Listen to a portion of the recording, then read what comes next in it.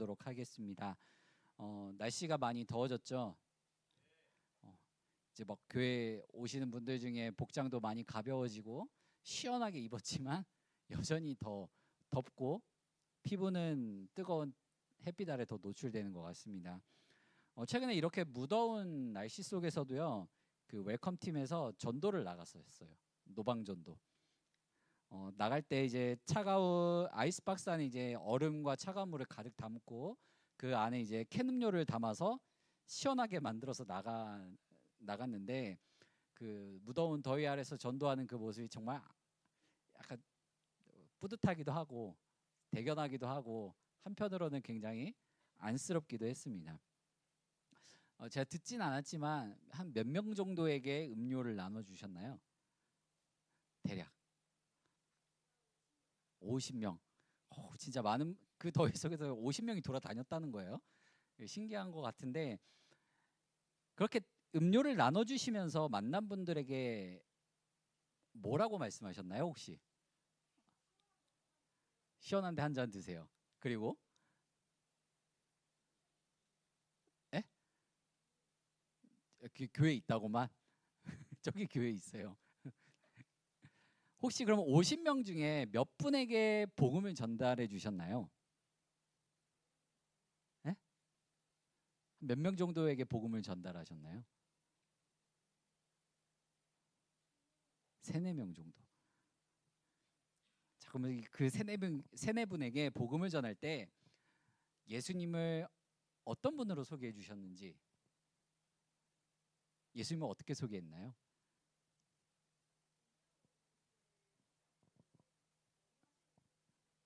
그렇죠. 러닝 하시는 분들 이렇게 뭐 붙잡기는 힘든데, 우리가 막상 이렇게 나가서 전도를 하고 또 복음을 전하고 또 내 가까운 사람에게 예수님에 대하여 전할 때 어려움이 생겨요. 어떤 어려움일까요?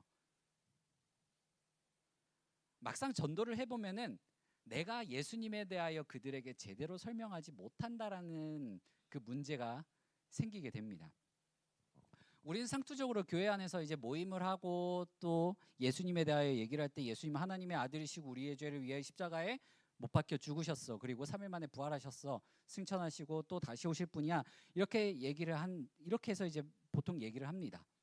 그러나 우리가 예수님을 전할 때에는 성경적인 근거들을 차근차근 들어서 설명해 주는 것이 상대방으로 하여금 신뢰감을 얻게 만드는 거예요. 우리가 구원자로 믿는 예수님이 어떤 분이신지 그 근거가 어디서부터 나왔는지 설명할 수 있어야지 그들에게 신뢰를 줄 수 있습니다. 오늘날 수많은 성도들이 예수님을 믿는다고 고백하지만 정작 나에게 예수님이 어떤 분인지 묻는 순간, 그리고 대답하려는 순간 그 대답이 흔들리는 경우가 많아요. 내가 예수님을 어떻게 전해야 되지? 뭘 근거로 말씀을 드려야 되지? 그게 잘 튀어나오지 않습니다. 왜냐하면 우리 본성이 죄인인지라 예수님을 만물의 근원이신 하나님, 창조주이신 하나님, 구원자이신 하나님, 심판자이신 하나님으로는 알고 있지만 예수님에 대한 이와 같은 생각은 예배 시간 혹은 공동체 안에서 교제를 나눌 때 그 안에서만 이제 맴도는 경우가 많기 때문에 그래요. 또 그게 결국에 내 삶으로 잘 이어지지 않는다는 겁니다. 예수님에 대한 고백이 내 삶으로까지 이렇게 이어져서 선포되는 경우가 거의 없다라는 거예요. 오늘 본문 말씀은 우리가 평상시 예수님을 얼마만큼 작게 생각해 왔는지, 얼마나 예수님을 내 생각과 내 가치에 가두려고 했는지 깨닫게 하는 말씀입니다. 바울이 골로새 교회를 향해 전한 게 바로 오늘 말씀이에요. 오늘 우리가 읽은 말씀은 바울이 예수님을 또 하나님을 굉장히 높인 하나의 찬가입니다. 찬가인데 단순히 예수님을 높이기 위해, 하나님을 찬양하기 위함이 아니라는 거예요. 왜냐하면 이 골로새 교회 안에는 각종 이 철학 사상들이 들어왔고요. 또 가장 심각하게는 어떤 사상이 들어왔냐면 천사 숭배 사상이 들어왔어요. 천사 숭배 사상이 이게 침투해 오니까 이 사람들로 하여금 어떤 마음을 들게 만드냐면 예수님 한 분만으로 만족하지 못하도록 만듭니다. 그게 무슨 말이냐면 예수님 한 분만으로 우리가 구원에 대하여, 하나님에 대하여 설명하기에 충분하지 않게 만든 거예요. 그래서 일부 성도들은 예수님을 천사들 가운데 하나로, 또 혹은 영적 능력을 가진 이들 중에 하나로 그냥 격화시켜 버립니다. 오늘날도 크게 다르진 않은 것 같아요. 가깝게는 우리 삶에서 예수님을 어떻게 생각하냐면 필요 충분 조건으로 여기는 경우도 있습니다. 그리고 여러 가치들 중에 하나로 상대화하거나 또 주님의 가르침에 대하여 내 입맛대로 내 상황과 여건에 맞추어서 해석하려고 하곤 합니다. 바울은 그런 골로새 교회를 향하여 묻지 않아요. 묻지 않고 뭐라고 하냐면 그냥 선포해 버립니다. 우리 15절 말씀을 같이 한번 읽어보겠습니다. 시작. 그는 보이지 아니하는 하나님의 형상이시요 모든 피조물보다 먼저 나신 이시니. 아멘. 바울이 뭐라고 선포합니까? 바울의 선포는 우리의 삶 속에 그리스도를 다시 제자리로 돌려놓는 거예요. 우리의 고백의 대상은 바로 바울이 선포하고 있는 이 바로 주님이시라는 거예요. 최근에 이렇게 유튜브 쇼츠를 넘겨보다가 굉장히 재밌는 한 사람을 봤어요. 여러분들 정상수 다 아시나요? 그 정상수라는 분이 그 쇼미더머니 처음 나오고 나서 그 이후의 삶에 대하여는 좀 많은 논란과 문제를 일으키시기도 했어요. 근데 그분이 최근 들어서 이제 매스컴에 또 유튜브에 이렇게 뜨는 모습들을 보면 예전에 그런 모습보다는 뭐가 많이 뜹니까? 뭔가 예수님에 대하여 고백하는 그런 그 장면들이 꽤 많이 나와요. 최근에 그분 성함이 내가 정확히 기억 안 나는데 그 포이즌이라고 하는 분하고 그 뚱뚱하신데 안경 조그마한 거 끼신 분 같이 나오는 데 있는데 케이셉하고 포이즌이죠. 케이셉하고 포이즌하고 그 정상수 세 분이 이렇게 인터뷰하는 장면이 있어요. 그 우리가 흔히 알듯이 다 아시진 않겠지만 그 정상수라는 분은 예수님을 믿고요. 그다음에 그 케이셉이라는 분도 예수님을 믿고 그거를 마치 막 희극처럼 표현하기도 하는 분이에요.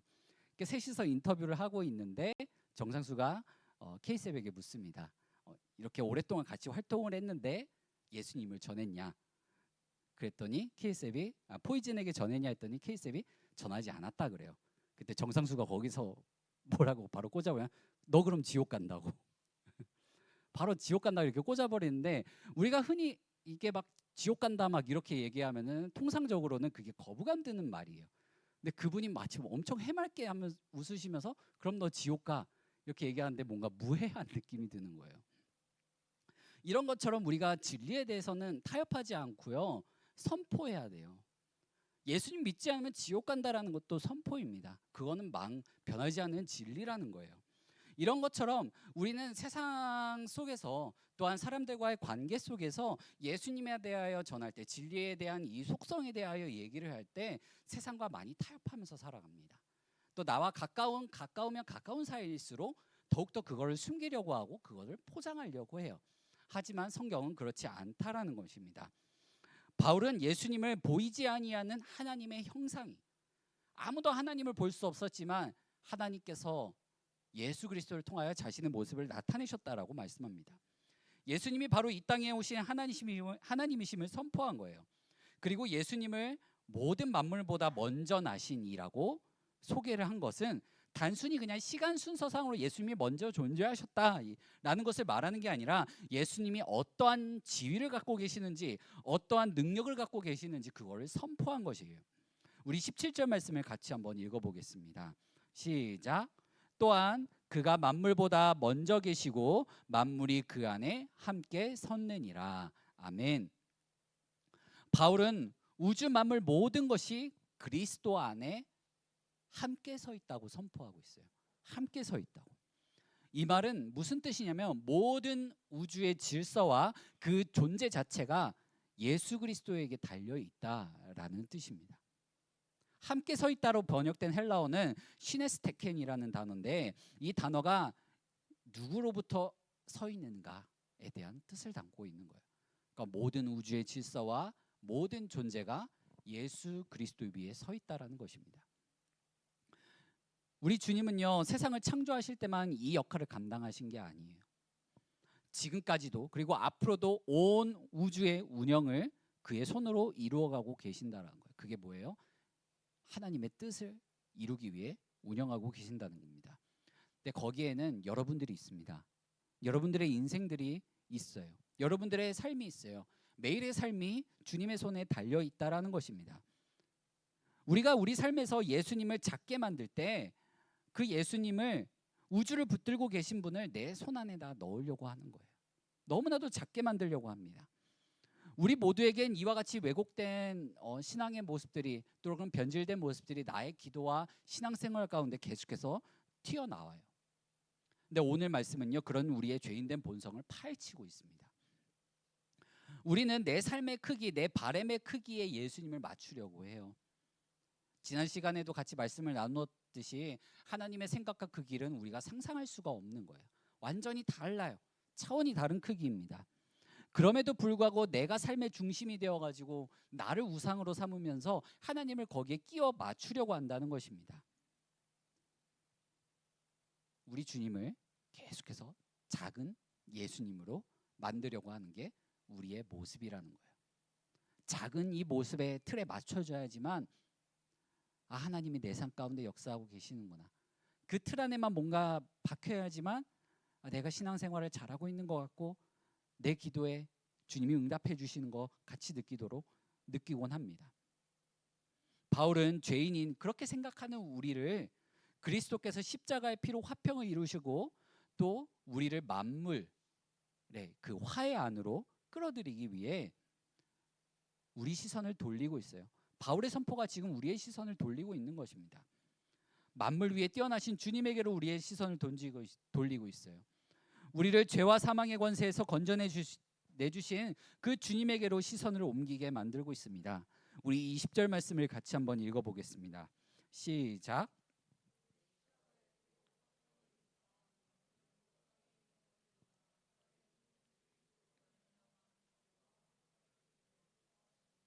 아멘. 주님은 우리가 선택하기 전부터, 우리가 주님을 붙들며 기도하기 전부터, 이 세상에 태어나기 전부터 우리를 붙들고 계셨던 분이세요. 내가 주님을 나의 구주로 고백하지 못하는 순간에도 교회의 머리 되신 그분은 우리를 여전히 자기의 몸의 일부로 품고 계십니다. 삼아주고 계세요. 우리의 머리 되신 그리스도는 죽은 자들 가운데서 먼저 나신 이십니다. 부활의 첫 열매 되세요. 예수님은 만물의 창조 이전부터 계신 분이시고요, 죄로부터 우리를 구원하시는 일에서도 부활의 첫 열매가 되어주신 분입니다. 하나님은 그런 예수님의 모습을 통해 자신의 모든 충만함이 예수님 안에 거하시는 것을 기뻐하셨다라고 바울은 선포하고 있습니다. 우리 18절 말씀을 같이 한번 읽어보겠습니다. 그는 몸인 교회의 머리시라. 그가 근본이시요 죽은 자들 가운데서 먼저 나신 이시니 이는 친히 만물의 으뜸이 되려 하심이요. 아멘. 바울이 이같이 선포한 이유는 아까도 말씀드렸듯이 골로새 교회 안으로 들어온 각종 철학과 가치와 사상들 때문에 그렇습니다. 이 세상에 물들고 있는 교회와 성도들을 향한 외침이었어요. 그게 뭐예요? 예수님을 바로 보지 않게 만드는 거예요. 예수님만으로 내가 충분하다, 예수님만으로 내가 만족하는 그 삶을 살아가지 못하는 자들을 향하여 그 시선을 계속해서 돌리게 만들도록 선포합니다. 바울의 선포는 흩어진 시선을 예수님께로 계속해서 집중시키는 선포였어요. 우리는 구원을 위해 다른 것들을 덧붙일 필요가 없습니다. 내 삶에 이게 더 필요하다, 우리 안에 이게 더 필요하다 얘기하기 전에 먼저 우리 안에, 우리 공동체 안에 예수님이 바로 서 있는가, 이거에 대해서 생각해보고 나눠봐야 돼요. 왜냐하면 예수님으로 충분하기 때문에 그렇습니다. 그분 안에는 뭐가 있어요? 하나님의 모든 것이 충만히 있습니다. 사랑하는 에제르 청년 여러분, 예수님이 이루신 일은요 전 우주적인 일이에요. 그래서 우리로 하여금 만물과 화평하게 하세요. 화해하게 하세요. 그리고 하나님의 충만한 모든 것이 그리스도 안에 있고 하나님께서 바로 그 그리스도를 우리 안에 두셨다라는 거예요. 오늘 말씀은 이렇게 죄인된 본성이 항상 튀어나오는 연약한 우리에게 하나님의 충만함을 보기보다 하나님의 충만함을 이게 바라보게 만드는 것보다 우리 삶 속에서 다가오고 있는 내 현실, 속에 느껴지는 그런 두려움, 그리고 다른 무언가로 그걸 채우려고 했던 그 모습들을 향해 그리스도면 충분하다, 그리스도면 우리는 충분하다라는 것을 외치고 있습니다. 여러분은 예수님만으로 충분한 삶을 살고 계십니까? 아니면 그걸 바라지만, 그거를 고백하지만 여전히 변하지 않는 제자리인 것만 같은 그런 상태에 머물러 계십니까? 우리가 멈춰진 자리에서 예수 그리스도 한 분만으로 충분한 삶으로 나아가기 위해 주 앞에 엎드려진 삶으로 나아가야 돼요. 세상의 시선에 맞추려다 엎어진 삶이 아니라 그냥 주님 앞에 엎어진 삶으로 가야 된다라는 거예요. 나의 필요, 나의 소망 이런 걸 다 넘어서 가지고 주님 앞에 나아가야 합니다. 그래서 찬양과 예배, 그리고 기도에서 하나님의 뜻을 구하고 그 뜻을 이루기 위해 이루기를 원하는 그런 열망들이 묻어나야 합니다. 여러분은 하루 중에 내 문제, 그리고 내가 갖고 있는 소망을 주님 앞에 내려놓기 위해 어떤 일들을 하고 계십니까? 또 어떤 시간을 갖고 계세요? 보통 우리는 하루를 마무리하기에 급급해요. 회사 갔다 퇴근하고 오신 분들은 쉬기에 급급하죠. 뭔가 나만의 쉼, 나만의 여유의 시간을 갖기에 급급합니다.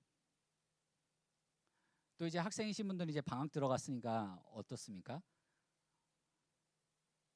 방학 동안 계절학기 들으시는 분들도 계시고 뭔가 프로젝트에 참여하시는 분들도 있고 바쁜 삶을 보내고 있지만 정작 내 영혼, 내 믿음을 성장시키기 위해 어떠한 시간들을 갖고 있는지 되물어봐야 합니다. 내가 쥐려고 하는 것, 내가 누리려고 하는 것이 정작 내 믿음을 가장 피곤하게 만들고 있다는 것이에요. 사랑하는 에제리 청년 여러분, 오늘 말씀은 예수님에 대한 큰 기둥 두 가지를 선포하고 있습니다. 하나는 창조의 머리로서 모든 만물이 그를 위해 존재한다라는 것이에요. 다른 하나는 구속의 머리로서 교회와 성도가 주님께로 이어져 있다는 것입니다. 세상을 창조하신 분, 인간이 해결할 수 없는 죄와 사망의 문제를 정복하신 분, 그분을 나라고 하는 세상, 나라고 내가 갖고 있는 가치관에 작게 가두려고 하지 마시고요. 오히려 내가 너무나도 크고 넓으신 그 주님의 세계로 뛰어들어야 됩니다. 우리가 바로 그 주님 안에 빠질 때 비로소 우리는 주님 안에서 더 큰 꿈을 꾸고 비전을 갖게 될 거예요. 그리고 진정한 기쁨과 행복, 또한 주님께서 허락해 주신 축복을 온전히 누리는 삶으로 계속해서 나아가게 될 것입니다. 우리가 주님께 빠져 있지 않는 이상은 그것은 그냥 내가 봤을 때 겉에서 그냥 바라보는 것밖에 안 돼요. 누리지 못하고 계속해서 바라보는 삶밖에 안 되는 것입니다.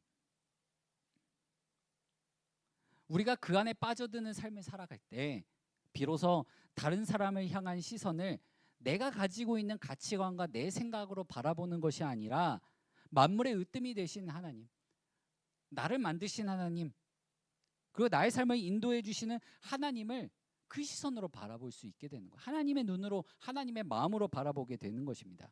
그래서 그를 다른 사람을 바라볼 때 위로해 줄 수가 있고 격려해 줄 수가 있고 그를 향하여 힘이 되어 줄 수 있는 것입니다. 이 일을 위해서 우리가 해야 할 일들이 있어요. 먼저는 내 스스로에게 한번 질문을 던져보는 거예요. 내 스스로에게 질문을 던질 때 어떤 질문을 던져야 되냐면 예수님께서 물어보셨던 그 질문을 던져야 돼요. 그게 뭐냐면 너희는 나를 누구라 하느냐. 여러분은 예수님을 뭐라고 고백합니까? 여러분에게 있어서 예수님은 어떤 분이십니까? 베드로는 주는 그리스도시요 살아계신 하나님의 아들이십니다. 누군가의 말을 가지고 와서 한 게 아니라 직접 본인이 보고 느낀 예수님, 경험한 예수님에 대하여 그의 입술로 한 고백이에요. 여러분들에게 바로 그 고백이 있어야 돼요. 너희는 나를 누구라 하느냐에 대한 질문에 여러분들 스스로 고백할 수 있는 예수님, 고백할 수 있는 하나님이 있어야만 하는 것입니다. 이건 다른 사람의 고백을 빌려서 하는 게 아니에요. 여러분의 고백이 되어야 돼요. 그게 바로 신앙 고백입니다. 내가 만난 하나님, 내가 만난 예수님, 내가 믿고 의지하는 주님을 고백할 수 있어야 돼요. 그동안 내가 축소해온 예수님이 있다면 그 예수님의 모습을 내려놓고 오늘 말씀을 통해 예수 그리스도를 다시 보기를 바랍니다. 그분은 만물의 창조주이시고요, 십자가 위에서 화평케 하신 분이시고요, 교회의 머리가 되신 분이고 나를 그 머리에 몸으로 삼아주신 주님이세요. 주님 앞에 나의 고백을 나의 삶으로 드리는 것이 오늘 본문의 요청입니다. 그 일을 위하여 우리를 한 공동체로 묶어주셨어요. 우리가 혼자 신앙으로 온전히 설 수 없기 때문에 그래요. 그래서 우리가 먼저 모여서 공동체 안에서 각 팀별로 또 때로는 말씀 나눔을 하고 모임을 할 때 가장 먼저 해야 될 건 그냥 기능적인 막 요소들을 쳐내기 위해 하는 것이 아니라 한 주간의 삶 속에서 내가 만난 예수님은 어떤 분이셨는지, 나는 예수님을 만나기 위해 무엇을 했는지 그것을 나눌 수가 있어야 돼요. 그 나눔을 해야지만 내가 지금 이 자리에 왜 있는가, 우리가 이 모임을 왜 갖고 있는가를 알 수 있는 거예요. 그래서 연습을 하든지 사역을 하든지 함께 뭔가 교제를 나누든지 이 고백을 나누는 모습이 항상 같이 묻어나야 합니다. 한 주간의 삶에서 내가 어떤 주님을 만났는지, 그 주님을 만나게 내가 무엇을 했는지 그 고백이 묻어나야 돼요. 오늘 말씀을 통해 저는 여러분들의 삶과 그리고 우리가 모여있는 이 공동체, 그리고 우리가 몸담고 신앙생활 이어가고 있는 이 한광교회를 주님께 올려드렸으면 좋겠습니다. 살아계신 하나님을 고백할 수 있는 이 사람들의 모임이 더욱더 풍성해졌으면 좋겠어요. 매일의 삶 속에서 내가 예수님을 어떻게 만나는지, 내가 어떻게 예수님을 찾았는데 내 삶 가운데 나는 예수님을 어떻게 발견했는지 고백할 수 있는 그런 모임들이 그런 나눔들이 더 풍성해지기를 간절히 소망합니다. 내가 뭘 잘해서 예수님을 만나는 게 아니에요. 항상 주님은 우리와 함께하고 계십니다. 내가 주님을 찾지 않고 보지 않으려고 했고 그냥 내가 원하는 모습대로 보려고 했기 때문에 보지 못했던 것이에요. 그런 우리일지라도 주님은 우리를 항상 바라봐 주시고 우리를 만나기를 원하고 계시고 우리가 주님을 알아가기를 원하고 계십니다. 바로 그 주님을 고백할 수 있는 여러분들이 되기를 간절히 소망합니다. 우리 이 시간 함께 같이 찬양하며 주님 앞에 나아갔으면 좋겠습니다. 주님, 이런 나일지라도, 주님 믿음 없는 모습의 나일지라도 주님을 찾습니다. 내가 주님을 찾아오니 나를 이끌어 주시고 내가 주님을 만나 내 입술로, 내 삶으로 내가 만난 예수님, 내가 경험한 예수님을 전할 수 있게 하여 주시옵소서. 그 고백으로 나아가기를 간절히 소망합니다.